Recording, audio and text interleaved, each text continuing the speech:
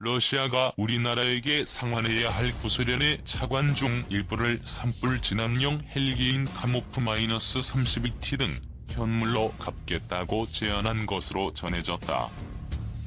우리나라가 지난 1991년 노태우 정부 시절 구소련에 제공한 차관 중 돌려받고 남은 잔액은 4억 2천만 달러 정도다.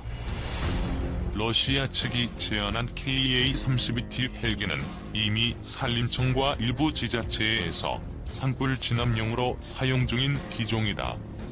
최근 강원도 지역에서 발생한 대형 산불의 진화에 크게 기여한 것으로 알려져 있다. KA-32T 헬기는 강풍에 강하고 담수 용량도 3,400리터에 달해 특히 바람이 센 동해안 지역에서 유용하다고 한다. 해당 가격이 250억 원에 이르지만 강원도 산불 대책 협의회에서 추가 도입을 검토했고 추가 경정 예산에 관련 내용이 담겨있다. 따라서 한러 양국 모두 KA-32T 헬기 상환에 거부감도 없고 사실상 정지 작업도 끝난 셈이다. 기재부 관계자는 러시아에서 온 제안에 따라 상계가 가능한지 협의 중이라면서 그러나 아직 구체적으로 확정된 것은 없다고 밝혔다. 또 다른 관계자는 강원도 산불을 계기로 현물 상환을 긍정적으로 검토하고 있다고 전했다. 러시아 차관은 노태우 정부가 함소 수교를 전제로 소련에 지원하기로 한 총 30억 달러가 그 시작이다. 그러나 1991년 말 소련의 붕괴로 약속된 차관 중 14억 6,600만 달러 정도만 집행됐고 오랫동안 미지급 이자가 늘어나 2003년에는 22억 4천만 달러로 불어났다. 양국 정부는 전체 차관 중 6억 6천만 달러를 탕감하고 일부는 탱크와 공기부 양정, 대공 미사일 등 현물 상환, 나머지 13억 3천만 달러는 오는 2025년까지 매년 7천만 달러씩 나눠받기로 합의해 오늘에 이르렀다. 카이 중앙119 구조본부와 국산 수리온 소방 헬기 2대 계약. 한국항공우주산업 주식회사는 21일 중앙119 구조본부와 수리온 소방 헬기 2대를 453억 원에 계약했다고 밝혔다. 납품은 2022년 10월까지고 호남 119 특수구조대와 충청, 강원 119 특수구조대에 배치된다.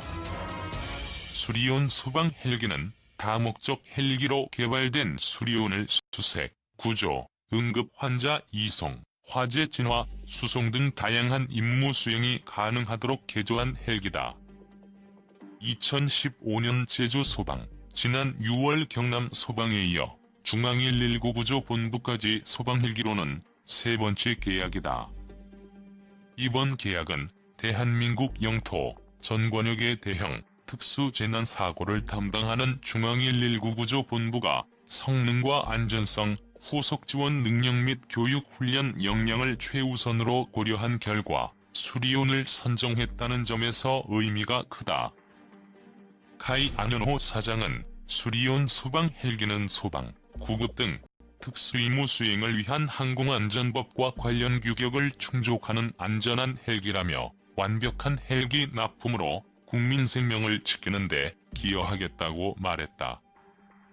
이번에 계약된 수리온에는 산하, 해상 전방위에서 안전한 임무 수행이 가능하도록 각종 최첨단 항전 시스템과 임무 장비들이 장착된다.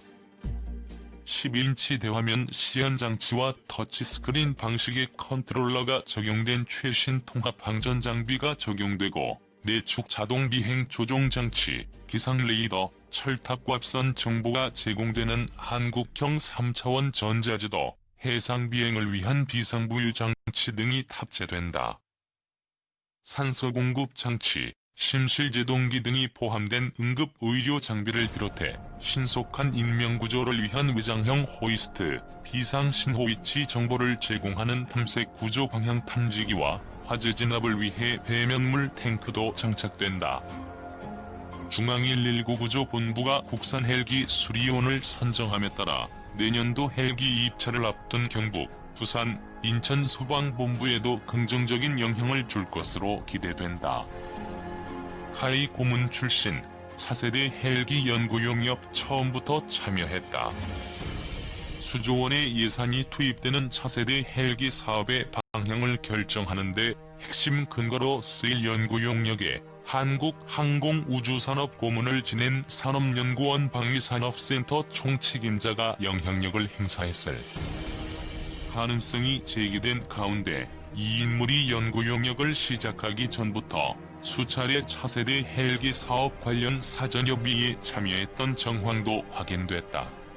카이 고문으로 재직하는 기간에 국가 기밀을 다루는 협의에 참여한 터라 파장이 예상된다. 20일 한기호 국민의힘 의원실이 입수한 산업연 안모 방위산업연구센터 센터장의 출장 내역에 따르면 올해 2월 26일 안 센터장은 한국국방연구원 관계자와 서울의 한 중식당에서 만나 무기체계 성능 개량 사업 파급 효과 분석 방법에 관한 회의를 진행했다. 이때 사용한 경비는 한반도 평화체제 진전에 대비한 방위산업 구조 개선 방안이라는 연구 과제를 수행한다는 명목으로 지출됐다. 이 회의에선 무기체계 성능 개량과 구매, 비용 분석과 파급 효과 분석, 산업 발전 관련 논의가 이루어졌다고 회의록에 명시됐다. 안 센터장은 이후 3월 6일 헬기 사업 연구를 목적으로 산업부 자동차 항공산업 담당 사무관을 만났다. 안 센터장이 만난 산업부 사무관은 추후 산업연의 차세대 헬기 사업 관련 연구 용역을 수의계약으로 맡긴 과제 담당자이기도 하다. 안 센터장은 또 3월 12일 국방부에서 열린 국산 헬기 개량 사업 파급 효과 분석 연구 협의라는 산업부 주관 회의에도 참석했다. 이 회의에선 국방부와 산업부의 주요 인사들이 UH-60 수리온 개량 사업 관련 사전 연구 내용과 향후 필요한 자료가 무엇인지 논의했다. 안 센터장은 이후 3월 16일 산업연에서 열린 UH-60 성능 개량 수리온 대체 진행 현황 설명회라는 이름의 과제 토론회에도 참석했다. 이 토론회에는 외부 인사로 카이 관계자가 참석했다고 명시됐다. 추후 차세대 헬기 사업 연구 용역을 맡은 산업연, 방위산업연구센터 연구원도 토론회에 참석했고, 이들은 카이 측으로부터 수리온 헬기 대체 사업의 전반적인 현황 등을 설명받은 것으로 알려졌다. 토론회에선 국방부와 방위사업청이 이견을 보이고 있는데 국내 헬기 산업의 발전 측면에서 재검토가 필요한 상황이라는 발언도 나왔다. 실제 산업연이 연구 용역은 수리온 전면 도입이 산업 파급 효과 측면에서 UH-60의 성능을 개량하는 것보다 유리하다고 결론 내려졌다. 한기호 국민의힘 의원실이 산업통상자원부로부터 제출받은 산업연구원 안모 방위산업연구센터장의 주요 대외활동 내역. 한기호 국민의힘 의원실 방위산업연구센터의 수장인 안 센터장은 올해 초부터 지난 3월 18일까지 카이의 비상근 고문을 겸직했다. 카이의 고문으로 재직하는 동안 차세대 헬기 사업 관련 사전협의에 여러 차례 참여했던 셈이다. 이후 국방부는 3월 18일 차세대 헬기 사업 발전 방향 토론회를 개최한 결과 산업통상자원부의 블랙호크 성능 개량 및 수리온 도입의 산업 파급 효과 분석 연구 용역을 의뢰하기로 했다. 하지만 안 센터장은 해당 연구의 내용은 군사 기밀이기 때문에 세부적으로 어떤 논의가 이루어지는지 알 수 없고 연구에 개입한 바도 없다. 센터장으로서 연구가 진행되고 있다는 정도만 알고 있을 뿐이라고 밝혔었다. 한 의원은 안 센터장이 연구를 본격적으로 시작하기 전부터 사전협의를 했다는 정황이 드러났다며 카이로부터 자문료를 받는 센터장이 용역을 결정하는 자리에 참석했다는 것은 연구 초기 단계부터 공정성에 문제가 있었다는 방증이라고 지적했다. 한편 방산업계에서는 안 센터장이 카이 고문으로 재직하는 동안에도 정부의 주요 국방 정책을 결정하는 여러 기관의 자문위원으로 참여한 점도 문제라는 지적이 나온다. 한 의원이 산업부로부터 제출받은 자료에 따르면 안 센터장은 현재 청와대 국방개혁비서관실 방산 수출 촉진 대책팀 위원, 국방부 국방개혁자문위원회 위원 등을 맡고 있다. 문재인 정부 들어서 지난해까지는 국방개혁 DF 자문위원, 방위사업추진위원회 자문위원, 청와대 국가안보실 정책자문위원 등도 맡았었다. 한 의원은 방추위 전문위원은 의결권은 없지만 발언권은 있어 전문가로서 의견을 피력할 수 있다. 위원들은 그 의견을 참고해 의결하기 때문에 영향력이 있다. 특정 업체의 고문을 맡은 상태에서 발언을 할 수 있다는 것 자체가 문제라고 말했다. 카이, 국내 제작 소형 민수 헬기 첫 비행 성공. 한국항공우주산업은 5일 국내에서 제작한 소형 민수 헬기 CJ2호기가 사천 본사에서 진행된 초도비행 시험에 성공했다고 밝혔다. 이번 초도비행에 성공한 CJ2호기는 유럽항공안전청 인증 절차에 맞춰 구축된 국내 생산 라인에서 제작된 최초의 민수 헬기다. LCH 개발 사업을 통해 제작되는 2대의 CJ 중 1호기는 EASA 인증 획득을 위해 AEH 주관하에 프랑스에서 제작돼 지난해 7월 초도 비행을 마쳤다. 지난 2015년 6월 LCH 개발에 착수한 카이는 에어버스 헬리콥터의 H155B원을 메인 기어 박스, 조종실 등의 첨단 기술을 적용해 개발 중이다. 내년 9월 인증 획득을 목표로 하고 있다. 이날 초도 비행 시험에 성공한 CJ2호기는 랜딩 기어, 자동항법 장치, 능동형 진동 제어 장치 등 국내에서 개발한 구성품 80종을 장착해 비행 적합성을 입증, 2021년 국토교통부 인증을 받을 계획이다. LCH를 통해 확보한 핵심 기술과 국산화 품목들은 LCH와 함께 개발하고 있는 소형 무장 헬기에도 적용된다.